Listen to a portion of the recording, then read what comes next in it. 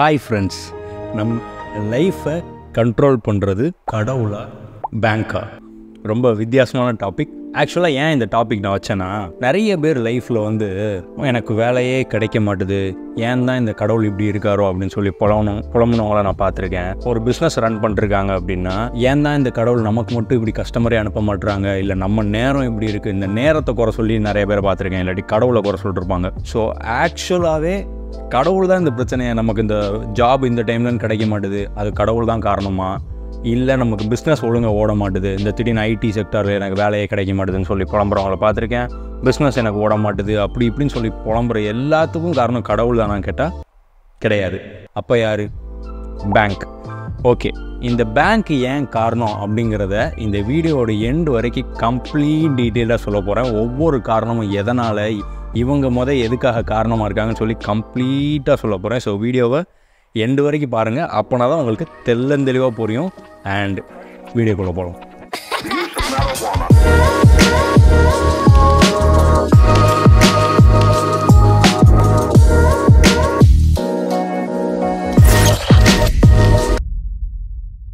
Okay, first fractional reserve system. Okay, இந்த fractional reserve system அப்படின்னா என்னதுன்னா, நம்ம பேங்கிங் சிஸ்டம் ஆக்சுவலாக இந்த மெத்தடாலஜி படி தான் ஒர்க் ஆகிட்டு இருக்கு. ஓகே, என்னது அப்படின்னா ஒன்றும் இல்லை, சிம்பிள். ஃப்ராக்ஷனல் ரிசர்வ் அந்த வார்த்தையிலேருந்தே உங்களுக்கு புரியும். அதாவது ஒரு உதாரணத்துக்கு ஒருத்தர் ஒரு 1,00,000 ரூபாய் அக்கௌண்ட்டில் போய் வைக்காரு, சேவிங்ஸ் அக்கௌண்ட்டில் போய் வைக்கிறாருப்பா அப்படின்னு ஒன்று வச்சாருன்னு வச்சுக்கோங்களேன். அந்த பேங்க் என்ன பண்ணுவாங்கன்னா, உங்களோட பணத்தை உங்ககிட்ட காமிப்பாங்க. உங்கள் அக்கௌண்ட்டில் 1,00,000 இருக்குன்னு காமிப்பாங்க. பட் ஆக்சுவலாக அது அப்படி இருக்காது. என்ன பண்ணுவாங்க அப்படின்னா, அந்த 1,00,000ல் ஒரு 4%, இப்போ ஆக்சுவலாக கேஷ் ரிசர்வ்ஸ் ரேஷியோன்னு சொல்லுவாங்க. ரொம்ப டாபிக் போவோம்னா நம்ம, பட் சிம்பிளாக சொல்லணும்னா ஒரு 4%, 4லேருந்து 5% ஒரு 4,000 ரூபாய் அதில் ஓரமாக ஒதுக்கி வச்சுட்டு மீதி 96,000 ரூபாய் எடுத்து லோன் கொடுத்துருவாங்க. வெளியில் அப்போனா தானே பேங்க் அவங்க சம்பாதிக்க முடியும். ஸோ அவங்க லோன் கொடுத்துருவாங்க. அப்போது உங்கள் சிஸ்டமில், அதாவது உங்களோட மொபைலில் கரண்ட் பேலன்ஸ்னு காமிக்கும்ல, ஆக்சுவலாக 1 லேக்குன்னு, ஆக்சுவலாக அதில் 1 லேக்லாம் இருக்காது உங்கள் அக்கௌண்ட்டில். ஓகேவா? ஸோ இப்படி தான் நம்மளோட பேங்கிங் சிஸ்டம் ஒர்க் ஆகுது. நீங்கள் போய் அக்கௌண்ட்டில் போய் போடுவீங்க, அவங்க அதை போய் லெண்ட் பண்ணுவாங்க. அந்த லெண்ட் பண்ணதில் உள்ள டிஃப்ரென்ஸாக உங்களுக்கு இன்ட்ரெஸ்ட்டாக கொடுப்பாங்க. ஓகேவா? ஸோ இதுதான் ஃப்ராக்ஷனல் ரிசர்வ் சிஸ்டம் சொல்லுவாங்க. இது ஒரு காமனாக எல்லாருக்கும் தெரியறது தான். ஓகேவா? Second, your savings deposit is just a number in a screen. என்னது அப்படின்னா, நான் அப்போ சொன்ன மாதிரி தான், உங்களோட சேவிங்ஸ் டெபாசிட் வெறும் நம்பர் தான். ஆக்சுவலாக அந்த பணம் அதில் இல்லை. அப்படி தான் இந்த சிஸ்டம் ஒர்க் ஆகும். நான் அப்போ சொன்ன மாதிரியே அதே கதை தான். அண்ட் இது கொஞ்சம் கன்சர்னிங்கானதான். நிறைய பேர் அதை ரொம்ப பெருசாக எடுத்துக்க மாட்டாங்க. அதாவது 1,00,000 ரூபா நான் போட்டிருக்கேன், ஆனால் அதில் 1,00,000 காமிக்குது, பட் அந்த 1,00,000 அதில் இல்லை அக்கௌண்ட்டில். இது ஆனால் பேங்க் படி பார்த்தப்போ, என்னடா இப்படி தானே பேங்க் ஒர்க் ஆகும், இது என்னடா நீ பெரிய விஷயமா பேசிகிட்டு இருக்கேன்னு சில பேர் நினைக்கலாம். பட் ஒரு உதாரணத்துக்கு நீங்கள் ஒரு தனிநபர்கிட்ட கொடுத்து இதை பண்ணுறீங்கன்னு வச்சுக்கோங்களேன். ஒரு தனிநபர்கிட்ட கொடுத்துருக்கீங்க, நீங்கள் ஒரு 1,00,000 ரூபா கொடுத்துருக்கீங்க. டே வச்சிடுறா, எனக்கு இன்ட்ரெஸ்ட் மட்டும் தான்னு சொல்கிறீங்க. ஏன் அப்படி அவன்கிட்ட போய் நீங்கள் கொடுக்குறீங்கன்னா, அவன் ஒரு சேஃபான ஆள், அவன் ரிஸ்க்கே எடுக்க மாட்டான் அப்படின்னு சொல்கிறீங்க. அவன் ஆனால் வெளியில் வட்டி கொடுத்துட்ருக்கான் அப்படின்னா நீங்கள் கொஞ்சம் யோசிச்சுருப்பீங்க, ஓகே இவன்கிட்ட கொஞ்சம் கொடுக்குற சேஃப்டி இல்லை போல் நம்ம பணத்துக்கு அப்படின்ட்டு. பட் ஆனால் இங்கே அப்படி ஒர்க் ஆகாது. உதாரணத்துக்கு பேங்க் நினச்சா டிஜிட்டலாக எவ்வளோ நாளும் க்ரியேட் பண்ணிக்கிட்டே இருக்கலாம் மணியை. இப்போ 1,00,000 ரூபா போட்டிருக்காங்க அப்படின்னா உங்களுக்கு காமிக்கிறாங்கன்னு சொல்லி அங்கே அந்த டைமில் அவங்க நினச்சா திரும்ப நீங்கள் அக்கௌண்ட்டில் எடுக்கிறப்ப டிஜிட்டலாக க்ரியேட் பண்ண முடியும். பட் அப்படி க்ரியேட் பண்ணிட்டே இருந்தாலும் இன்ஃப்ளேஷன் ப்ராப்ளம் வந்துடும். ஸோ அப்படி பண்ண மாட்டாங்க. இப்போது 1,00,000 ரூபாய் இருக்குது அப்படின்னா எக்ஸாக்டாக அவங்க என்ன பண்ணுவாங்க அப்படின்னா, 96,000 எடுத்து வச்சுட்டு 4,000 ரிசர்வ்ஸ், அதாவது கேஷ் ரிசர்வ் ரேஷியோ அப்படின்னு சொல்லி அங்கே ரிசர்வ்ஸாக வச்சுக்கிட்டு திரும்ப 96,000 லெண்ட் பண்ணிடுவாங்க. ஓகேவா? இப்போ அந்த 96,000 இருக்குல்ல, அந்த 96,000 அவனுக்கோ ஒருத்தனுக்கு போயிருக்கும். அவன் பிஸ்னஸ் பண்ணி அந்த 96,000 திரும்ப போய் இன்னொருத்தன் இன்னொரு பேங்க்கில் வைக்கான்னு வச்சுக்கோங்களேன். அவங்க அதில் என்ன பண்ணுவாங்க அப்படின்னா 4% வழக்கம் போல் திரும்ப ரிசர்வ்ஸ் எடுத்து வச்சுட்டு மீதி அதில் உள்ள 92,160 ருபீஸை திரும்ப லெண்ட் பண்ணுவாங்க. இப்படி லெண்டிங் அந்த கண்டினியூஸ் ஆகிட்டே இருக்கும். இது ஒரு சைக்கிள் மாதிரி. வெறும் 1 லேக் தான் ஆக்சுவலாக மணி கிரியேட் ஆச்சு, பட் இது ஒரு சைக்கிள் மாதிரி கிரியேட் ஆகிட்டே போயிருக்கும். இதுக்கு ஒரு எண்ட் இல்லைன்னு கேட்டிங்கன்னா இருக்குது. அதுக்கும் ஒரு ஃபார்முலா இருக்குது. பட் அந்த ஃபார்முலாவை நம்ம அடுத்த இதில் பார்ப்போம். பட் சில பேருக்கு இந்த கேள்வி வரலாம், அது எப்படிரா இப்போது நீ இப்படி காமிக்குது மட்டும் தான் சொல்கிற, பட் ஆனால் நான் போய் பணம் போட்டேன், பணம் எடுக்க போகிற டைமில் வருது. இப்போ உதாரணத்துக்கு என் 1,00,000 ரூபா என் சேவிங்ஸ் அக்கௌண்ட்டில் இருக்குன்னு காமிக்குது. நான் போய் இன்றைக்கி தேதிக்கு போய் நான் போய் 1,00,000 ரூபா கொடுத்து விட்ரா பண்ணால் வருது அப்படின்னு கேட்டிங்கன்னா வரும். ஏன்னா ஒருத்தனை நீ போய் எடுக்கணும்னா, ஏன்னா உன்ன மாதிரியே நிறைய பேர் போட்டிருப்பான். அந்த டைமில் நீ ஒருத்தனாக போயோ 2 பேராக போய் எடுத்தீங்கன்னா வரும். ஆனால் அந்த பேங்க்கில் போட்ட மொத்த பேரும் வந்து எடுத்தாங்கன்னா அப்போ தான் அந்த பேங்க்குக்கு. உதாரணத்துக்கு அப்படிலாம் நடந்திருக்காடா அப்படின்னு கேட்டிங்கன்னா நடந்திருக்கு. நிறைய பேங்க், அதாவது பஞ்சாப் நேஷனல் பேங்க், லக்ஷ்மி விலாஸ் பேங்க்னு ஒரு பேங்க்லாம் இந்த ப்ராப்ளம் வந்திருக்கு. என்ன பண்ணியிருக்கானுங்க, சேவிங்ஸ் அக்கௌண்ட் போட்டு ஏதோ ஒரு ப்ராப்ளம் ஆகி திடீர்னு மக்களுக்குள்ள ஒரு கேஎஸ் ஆகி மொத்தமாக எல்லோரும் போட்டவங்கெல்லாம் பணத்தை எடுக்க வந்துட்டாங்க. அந்த டைமில் அவங்கக்கிட்ட அவ்வளோ பணம் இருக்காது. ஓகே, ஆனால் நீ உன் ஊடால சொன்னிய இப்படி மாற்றி 1 லட்ச ரூபா தான் மணி கிரியேட் ஆயிருக்கு எக்கனாமியில். பட் ஆனால் திடீர்னு எல்லாருமே மணி மல்டிப்ளை ஆகி வரும்னு சொன்னீங்க. அது எப்படி அப்படின்னு கேட்டிங்கன்னா அதுக்கு ஒரு மெத்தட் இருக்குது. அது பேர் மணி மல்டிப்ளேயர் எஃபெக்ட். ஓகே, இந்த மணி மல்டிப்ளேயர் எஃபெக்ட்னா ஒன்றும் இல்லை, அதுக்கு ஒரு சின்ன ஃபார்முலா தான். உதாரணத்துக்கு அது வந்து money multiplier effect equal to 1/கேஷ் ரிசர்வ் ரேஷியோ. உதாரணத்துக்கு இப்போ 1 லட்ச ரூபாய் நம்ம அக்கௌண்ட்டில் டெபாசிட் பண்ணிட்டோம். இந்த 1 லட்ச ரூபாயை நினச்சா 25 லட்சம் வரைக்கும் மணியை எக்கானமிக்குள்ளே ரொட்டேஷன் பண்ணி க்ரியேட் பண்ண முடியும். எக்கானமியில் பேங்க் க்ரியேட் பண்ணது 1 லட்ச ரூபாய் மட்டுமே.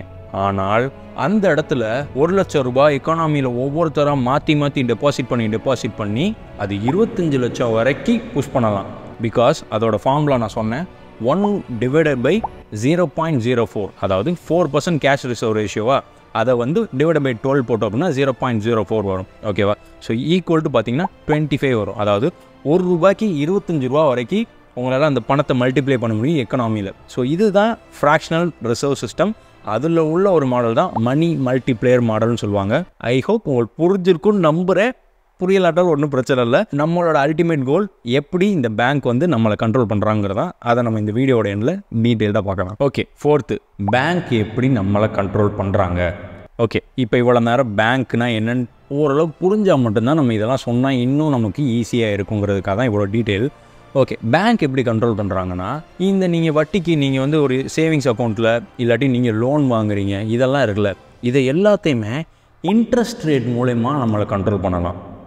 உதாரணத்துக்கு இதை எப்படி கண்ட்ரோல் பண்ணுவாங்க அப்படின்னா, கவர்மெண்ட்டு இஷ்டத்துக்கு பணம் அச்சடிச்சிட்டாங்க அப்படின்னா பணத்துக்கு மதிப்பு இல்லாமல் போயிடும். ஏன்னா இன்ஃப்ளேஷன், அந்த இன்ஃப்ளேஷன் விலைவாசி கூட்டிகிட்டே போயிருங்கிறத சொல்லி அவங்க என்ன பண்ணுவாங்க அப்படின்னா இன்ட்ரெஸ்ட் ரேட்டெல்லாம் கூட்டிடுவாங்க. கடன் வாங்குறதுக்கு கஷ்டமாயிரும். அந்த டைமில் என்ன ஆகும் அப்படின்னா, நீங்கள் ஒரு ஹோம் லோன் போட்டிருப்பீங்க, அப்பா 7% தாண்டா நல்லா ஜாலியாக கட்டலாம் அப்படின்னு சொல்லி போட்டிருப்பீங்க. விலைவாசி கூடுது, பண மதிப்பு குறைஞ்சிக்கிட்டே இருக்குது அப்படின்னோடனே உடனே ரிசர்வ் பேங்க் என்ன பண்ணுவாங்க அப்படின்னா 7%, 9% ஆகுடா அப்படின்னு கூட்டிடுவாங்க. அப்போது உங்களோட லோன் அமௌண்ட் உதாரணத்துக்கு ஒரு 40,000 இருக்குது அப்படின்னா 50,000 55,000 வந்து நிற்கும். அப்போது நீங்கள் 1 லட்ச ரூபா சேலரி வாங்கிட்டு இருக்க இடத்துல 15,000 ரூபாய் உங்களோட பர்ச்சேசிங் பவரை கட் பண்ணுவாங்க.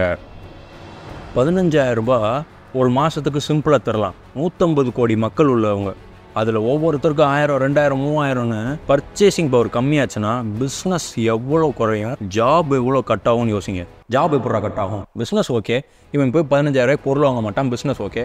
ஜாப் எப்படி? சிம்பிள். பிஸ்னஸ் வந்து லோன் வாங்கியிருப்பான், அவனும் ஒரு உதாரணத்துக்கு ஒரு 10 லட்சம் வாங்கியிருக்கான், அவன் ஒரு 50,000 கட்டிகிட்டு இருக்க இடத்துல திடீர்னு 75,000 கட்டுங்க, உதாரணத்துக்காக சொல்கிறேன், 75,000 கெட்டுப்பா அப்படின்னு சொன்னான்னா அவன் என்ன பண்ணுவான், என்னடா இவ்வளோ நாள் கம்மியாக கட்டிகிட்டு இருந்தோம், இப்போ திடீர்னு அதிகமாக கட்ட சொல்கிறாங்க அப்படின்னு சொல்லி இருக்கிற ஜாபை எடுக்க மாட்டான், எக்ஸ்ட்ரா வேலைக்கு ஆள் எடுக்க மாட்டான். ஏன்னா அவனுக்கு எக்ஸ்ட்ரா லோன் வந்துருச்சு. அவனோட கம்பெனியை எக்ஸ்பேண்டும் பண்ண முடியாது, பிகாஸ் அவனுக்கு எக்ஸ்ட்ரா எக்ஸ்பென்ஸ் வந்துருச்சு. புரியுதா? அண்ட் இந்த மாதிரி டைமில் எக்ஸ்ட்ரா லோனும் கொடுக்க மாட்டாங்க. எந்த டைமில்? இந்த ஃப்ராக்ஷனல் ரிசர்வ் சிஸ்டமில் மணி க்ரியேட் பண்ணிக்கிட்டே இருந்தாங்க அப்படின்னா, இந்த 1 லட்ச ரூபா 25 லட்சம், 30 லட்சம், 40 லட்சம்னு எல்லாரும் டெபாசிட் பண்ணி அது அதிகமாகிட்டே இருக்குன்னா இன்ஃப்ளேஷன் அதிகமாகிடும், பணத்துக்கு வேல்யூ எல்லாம் போயிடும். அந்த மாதிரி டைமில் கடவுளுக்கு ஈக்குவலாக பேங்க், நான் சீரியஸாக சொல்கிறேன், நிறைய பேர் இதை ரொம்ப ஜோக்காக கூட எடுத்துக்கணும், அவங்களோட இன்ட்ரெஸ்ட் ரேட்டை வச்சு கண்ட்ரோல் பண்ணுறப்போ, பர்ச்சேசிங் பவர் கண்ட்ரோல் ஆகிறப்போ, ஜாப் கட்லேருந்து எல்லாமே மோசமாக அடியாகும், பிஸ்னஸ்லேருந்து.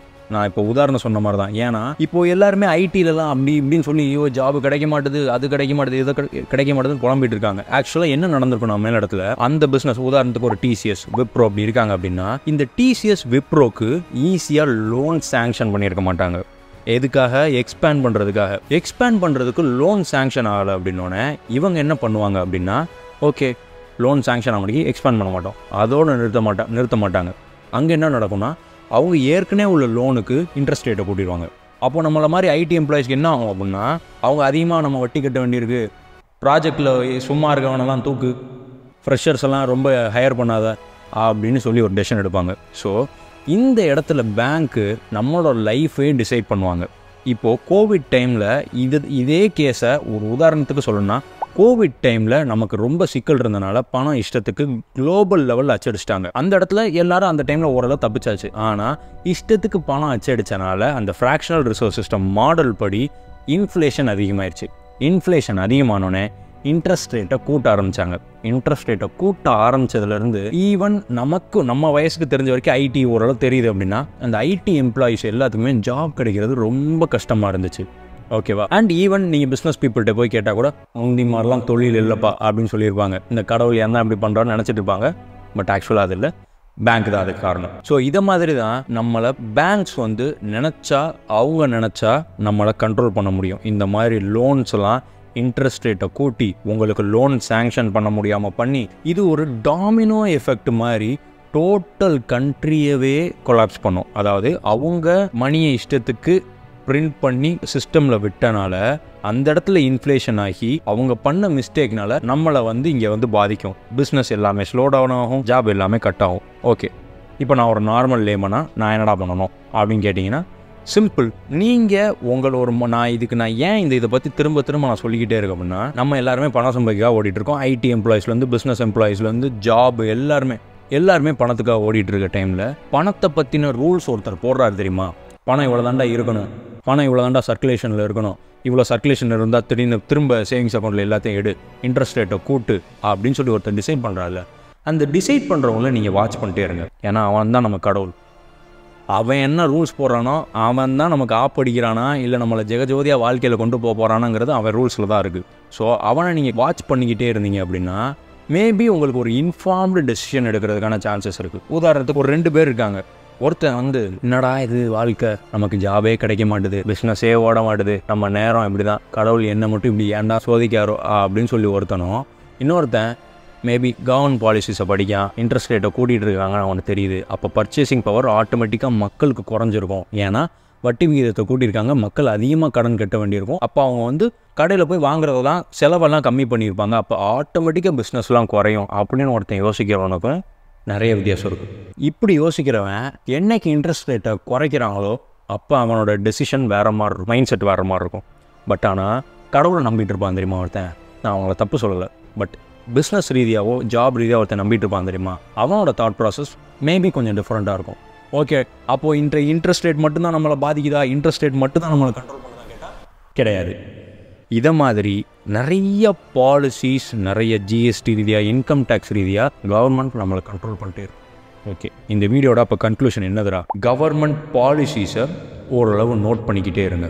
ஓகேவா? அதுக்குன்னு கவர்மெண்ட் பாலிசிஸை நோட் பண்ணிக்கிட்டே தான் நான் ஜாபுக்கு தேடுன்னு இல்லாமல் நீங்கள் ஜாபுக்கு ஒர்க் பண்ணிட்டே இருங்க, பிஸ்னஸ்க்கு ஒர்க் பண்ணிட்டே இருங்க, உங்களோட பீக் பெர்ஃபார்மன்ஸை நீங்கள் காமிச்சிக்கிட்டே இருங்க, அது வேறு. பட் இன்கேஸ் உங்களுக்கு ஸ்லோ டவுன் ஆச்சுனால், உங்களோட மைண்ட் செட் இப்படி ஒர்க் ஆச்சுனால் உங்களோட தாட் ப்ராசஸ் வேறு மாதிரி இருக்கும் 99% ஆஃப் த பீப்புளிலிருந்து தவிர்த்து.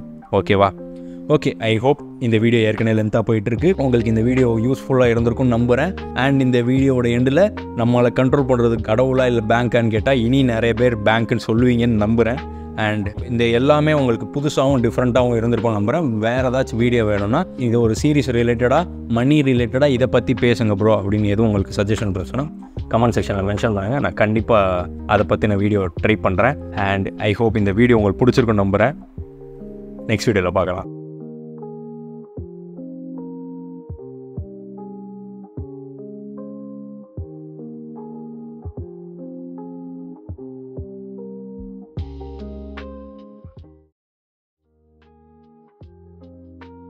சாரி பாய்ஸ், ரொம்ப நாளாக வீடியோ போடல, சில முக்கியமான வேலையினால் மன்னிச்சுக்கோங்க.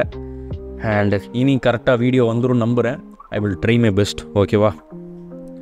அண்ட் பார்க்கலாம்டா, டே பார்ப்போம். பாய் பாய் பாய்.